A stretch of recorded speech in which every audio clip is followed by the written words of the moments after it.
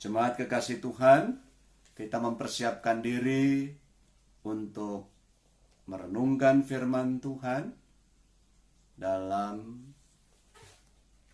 perenungan keluarga setiap hari Rabu. Pembacaan kita hari ini dari kitab 1 Korintus 8 ayat 1 sampai 13. Sebelum kita membaca dan merenungkan firman Tuhan, saya mengajak kita menyanyi dari Kidung Jemaat 249. Bait pertama, Serikat Persaudaraan.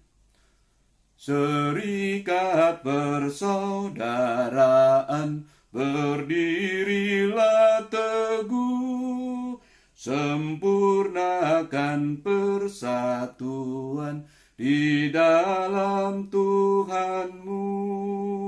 Bersama-sama majulah, dikuatkan iman, berdamai bersejahtera dengan pengasihan. Mari kita berdoa. Tuhan, kembali kami datang padamu, kami bersyukur. Karena waktu anugerah-Mu Engkau beri untuk kami merenungkan firman-Mu dan hidup tertuntun oleh Tuhan. Berfirmanlah kepada kami Tuhan, kami anak-anak-Mu sedia mendengarnya. Amin.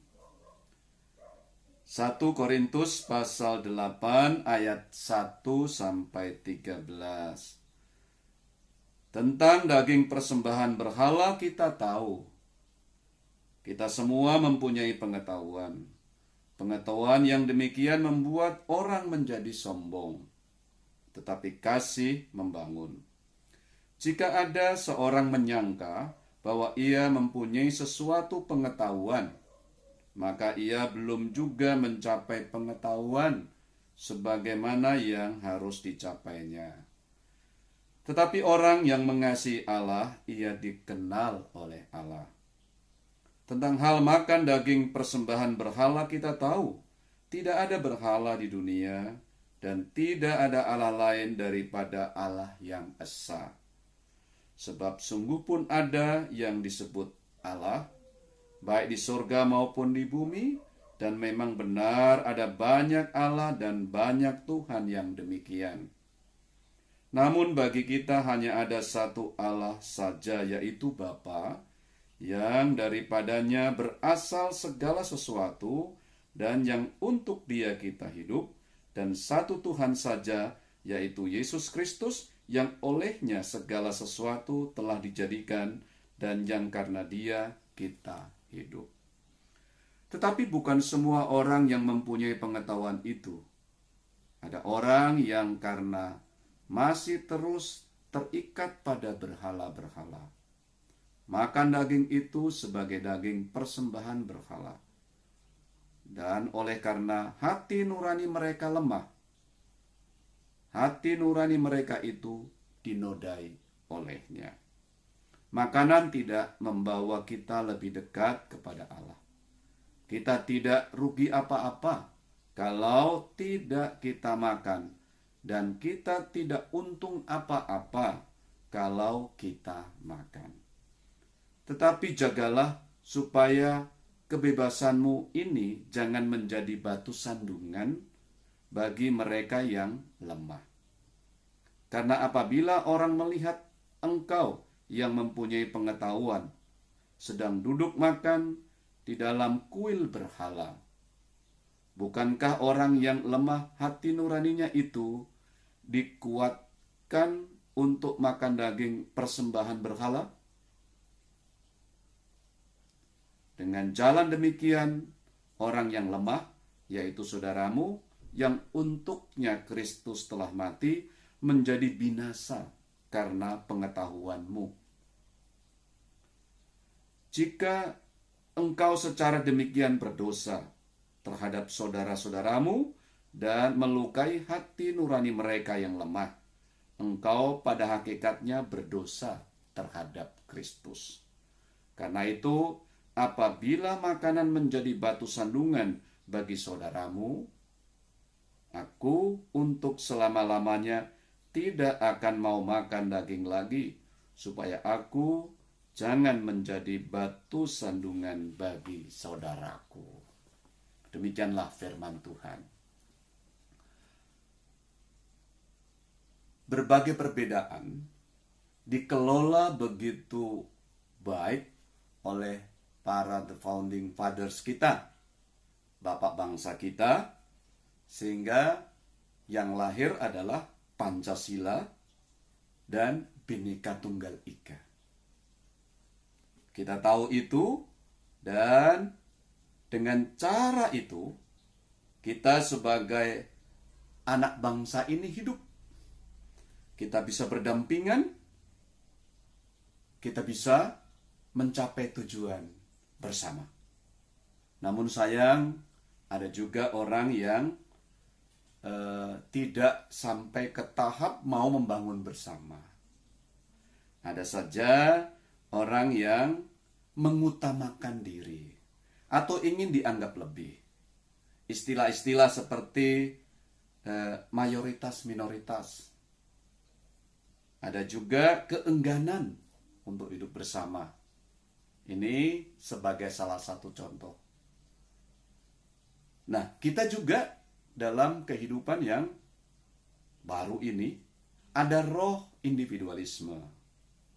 Ya, ada pemujaan keinginan atau hedonisme. Ini yang menjadi masalah karena kebersamaan yang oleh para pendiri bangsa kita, the founding fathers itu bisa luntur. Gitu. Itu ya pergumulan.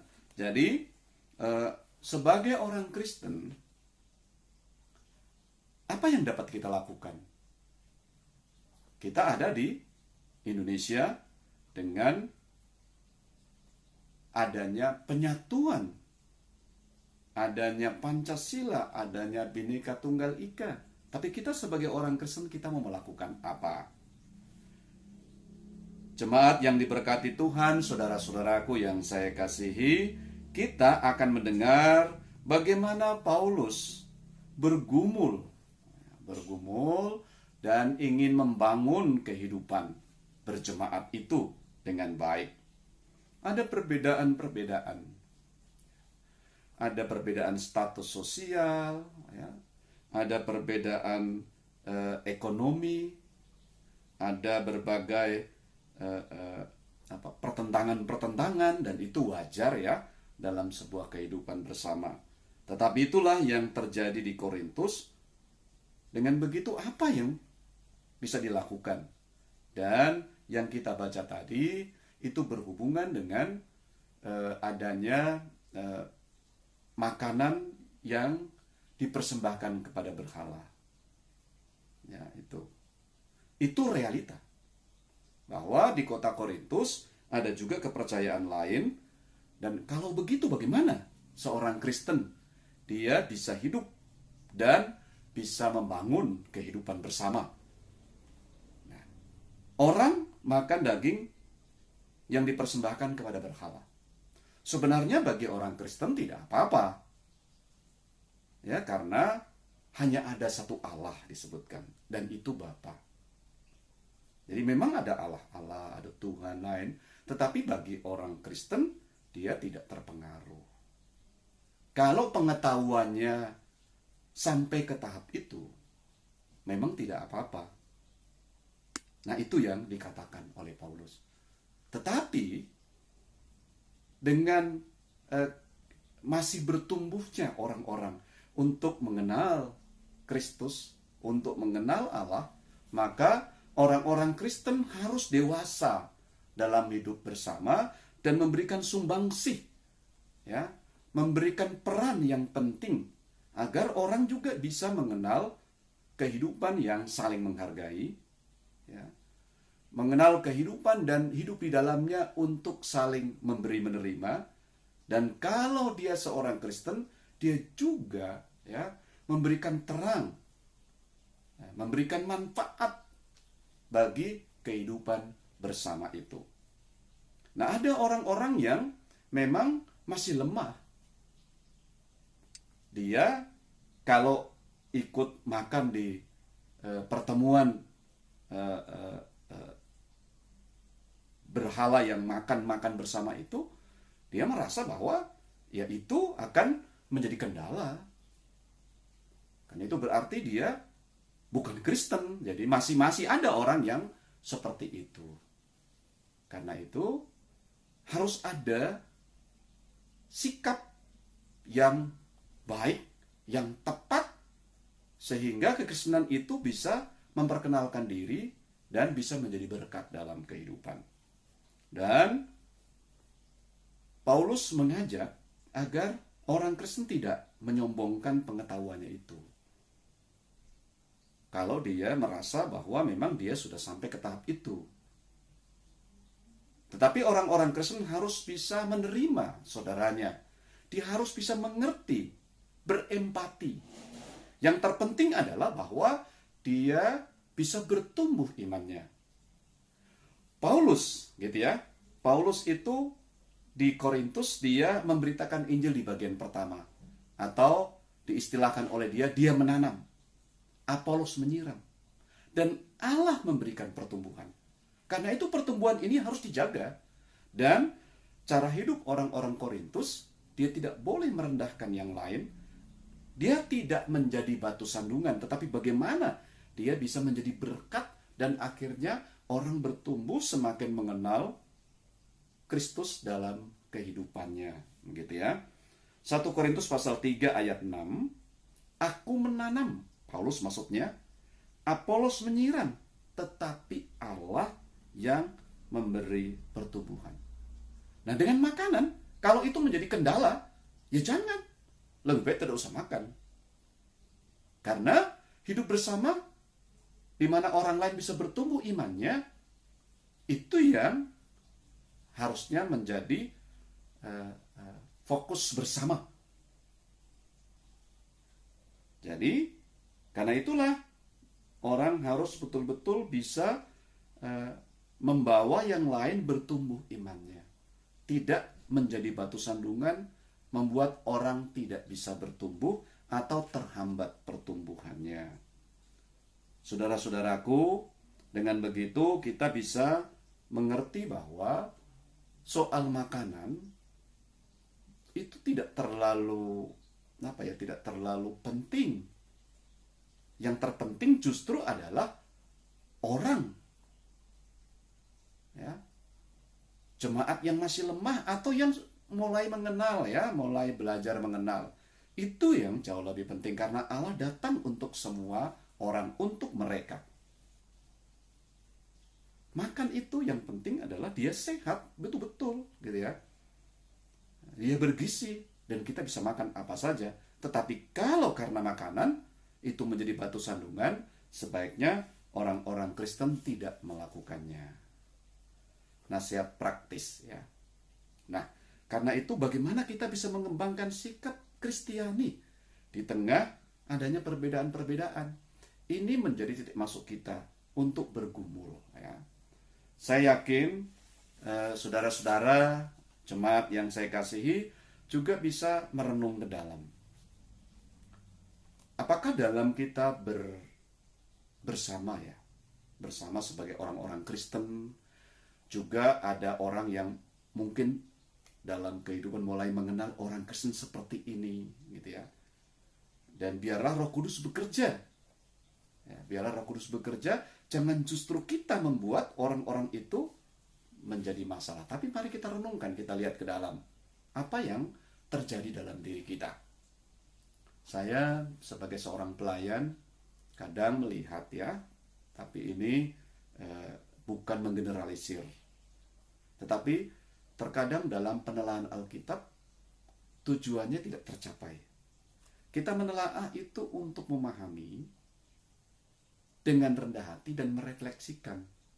Tidak sama sekali dimaksudkan untuk lebih dari yang lain. Sehingga dalam kita bercakap itu membantu saudara-saudara kita semakin paham. Karena itu bahasa yang digunakan juga adalah bahasa yang bisa dimengerti, ya, yang bisa membuat orang lain juga merasa dianggap sama. Nah, ini salah satu ya. Kalau kita di dalam bisa menerima, bisa membuat saudara kita bertumbuh, itu yang baik. Selain penelaan Alkitab, ya, kita juga di dalam persekutuan itu bertemu. Bisa karena pendidikan kita atau status sosial kita bisa justru tidak dekat, padahal kita harusnya membantu, kita berempati, mengerti sudut pandang dan cara berpikirnya, sehingga kita bisa membantunya. Nah ini, dengan begitu kita justru menjadi berkat dengan pengetahuan, dengan status sosial kita, ya, dengan harta benda kita dan sebagainya, itu menjadi berkat, bukan menjadi masalah, gitulah. Bagi saudara kita, bukan menjadi batu sandungan. Kemudian yang berikutnya adalah kita juga bisa dalam kehidupan bersama di negeri ini, seperti saya sampaikan di depan tadi, kita bisa hidup dengan antar denominasi. Kadang-kadang sama-sama Kristen kita sulit sekali untuk memahami dan melemahkan yang lain, atau menganggap yang lain lebih rendah, atau kita merasa bahwa kita kurang baik. Padahal itu semua harusnya bisa kita hidup bersama. Ya. Atau antar iman, jadi berbeda agama. Kita mestinya dapat mendorong kehidupan yang baik, gitu. Karena apa? Karena dengan perbedaan-perbedaan itu kita belajar. Kita bergumul bersama dan kita tidak menjadi masalah bagi yang lain. Ingatlah, Tuhan Yesus itu juga masuk di wilayah Gerasa, menolong. Ya. Dengan begitu dia berbesar hati. Dia tidak memaksakan. Itulah kekristenan, itulah Kristus. Dia benar-benar menjadi berkat. Injil sukacita adalah Injil bagi yang lain. Karena itu kita juga membawa kebahagiaan bagi yang lain. Injil itu memang tetap kita beritakan dalam kehidupan kita. Dalam setiap perjalanan hidup kita. Kita tidak hanya untuk diri sendiri, supaya orang lain bertumbuh. Nah itu, kedewasaan kita justru menjadi berkat bagi yang lain. Ini yang dapat kita lakukan. Jadi kalau kita bisa hidup bersama dengan yang berbeda keyakinan, berbeda iman, itu justru memperlihatkan kebesaran hati kita. Dan kita tidak melalaikan tugas pemberitaan Injil. Karena Injil itu juga bagi siapa saja. Roh Kuduslah yang bekerja. Nah, karena itu kita dituntun begitu rupa untuk menjadi berkat bagi yang lain. Dan kalau kita di dalam suatu persekutuan kita tidak menjatuhkan, kita tidak menjadi batu sandungan, tetapi orang lain bertumbuh imannya, gitu ya. Maka kita juga dalam kehidupan di tempat umum, dengan interdenominasi, dengan yang berbeda keyakinan, kita justru menjadi berkat. Karena mereka ternyata dikasihi oleh kita, gitu ya. Karena itu hanya dengan cara kita berbesar hati dan kita mau mengerti orang lain, maka kita bisa mengembangkan sebuah kehidupan yang seperti dicita-citakan atau dikembangkan, ya, dimulai dari para the founding fathers itu. Jadi mereka tahu bahwa perbedaan-perbedaan itu bukan sebuah kendala untuk kita bersama-sama, dan kita sudah menghadapinya dengan berbagai berbagai permasalahan yang ada. Memang terkadang juga ada, ya, fenomena orang merasa kalau dia keras sifatnya, dia membela keyakinannya, itu orang beriman. Itu fenomena, ada fenomena seperti itu. Tapi itu kecil, cuma kadang-kadang dibesar-besarkan oleh media. Tetapi sejatinya kita di negara yang kita cintai itu, kita saling menyayangi, kita saling mengerti. Dan karena itu kita sebagai orang Kristen, kita tidak mau terjebak dengan hal-hal yang buruk itu. Itu fenomena memang ada. Dan kita tidak juga ingin mengikuti fenomena itu. Karena yang dikembangkan oleh Rasul Paulus ini adalah sebuah jawaban, adalah sebuah refleksi iman atas realita memang hidup ini berbeda. Di dunia yang semakin modern, perbedaan-perbedaan ini sudah niscaya ya, ada, tidak bisa kita pungkiri. Karena itu kekristenan menjadi berkat, menjadi terang atas kehidupan bersama itu. Kalau toh dalam kehidupan sekarang ada individualisme, ada hedonisme, ya isme-isme yang mementingkan diri sendiri itu, atau keinginan-keinginan itu, ya kita harus memperlihatkan bahwa kekristenan adalah sebuah kehidupan bersama yang dapat menjadi berkat. Orang pada dasarnya bergantung satu dengan yang lain.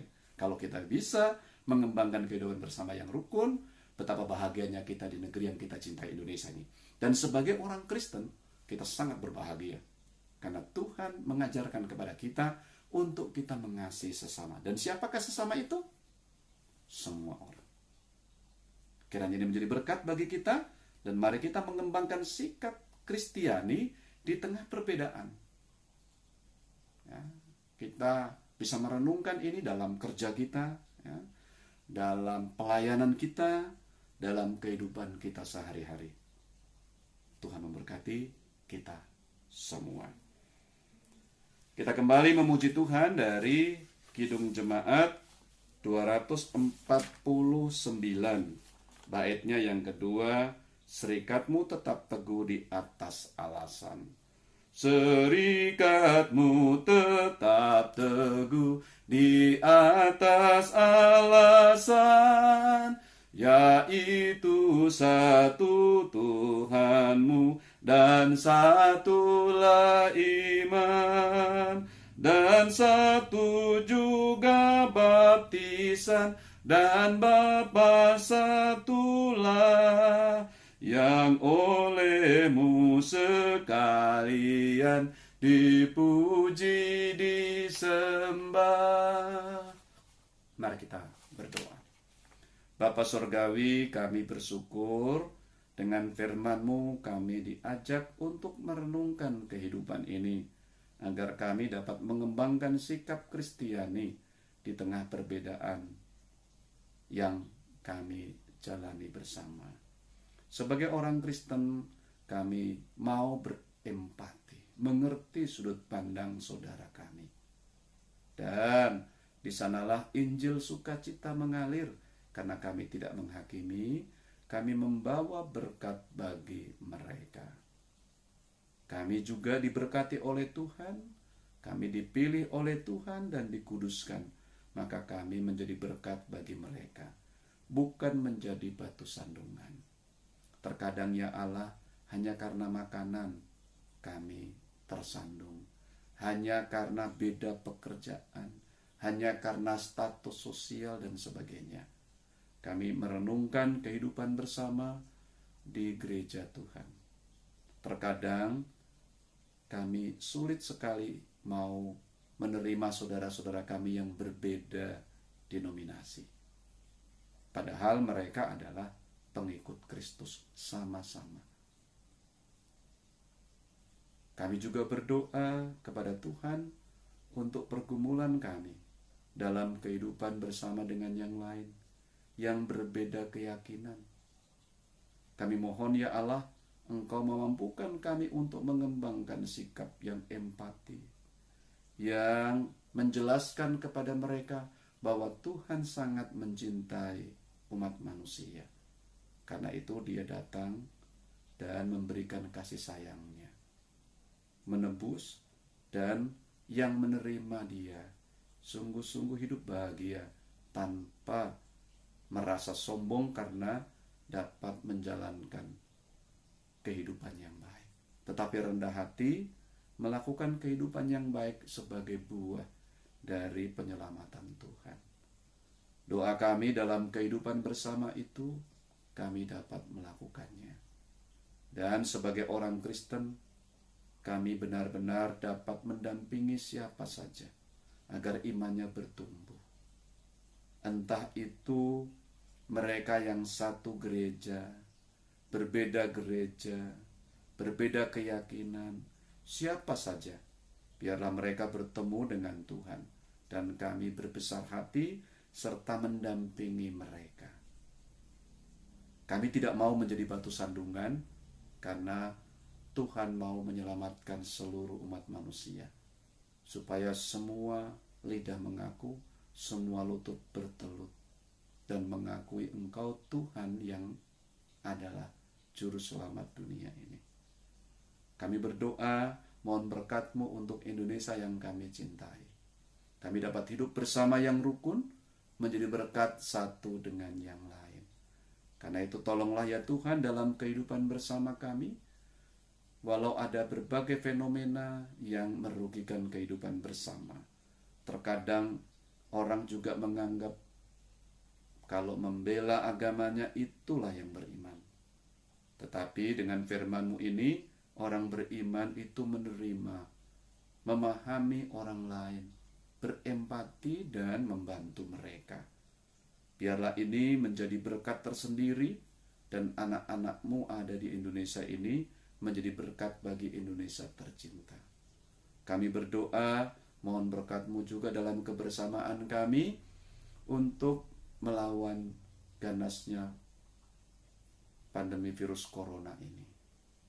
Tuhan memberkati segala upaya yang ada, baik pemerintah maupun baik yang di pusat, di daerah, maupun oleh lembaga-lembaga termasuk gereja-Mu. Kami bersama, kami prihatin, dan kami mau bersatu untuk membangun negeri yang kami cintai ini. Dan dengan adanya pandemi ini tentu kami mengalami kesulitan-kesulitan. Satukan kami untuk mau bekerja sama, saling melayani, menjadi berkat satu dengan yang lain. Kami juga berdoa untuk bangsa-bangsa ini, juga berlaku yang sama. Upaya untuk menemukan obat, juga vaksin, kami mohon Allah campur tangan.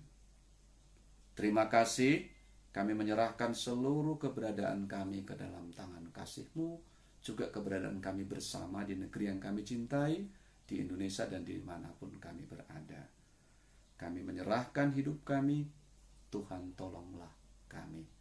Mereka yang sakit, Tuhan Engkau sang tabib bagi mereka. Mereka yang bimbang, Tuhan Engkau memberikan mereka kepastian. Mampukan mereka untuk membangun kehidupannya ke depan. Terpujilah Engkau Tuhan. Mereka yang mengalami berbagai permasalahan, Tuhan Engkaulah pendamping mereka. Pakailah pelayan-pelayan-Mu untuk membantu mereka. Terpuji Engkau kekal selama-lamanya. Ini rangkaian doa kami. Demi Putra-Mu Tuhan Yesus, kami berdoa kepadamu. Amin.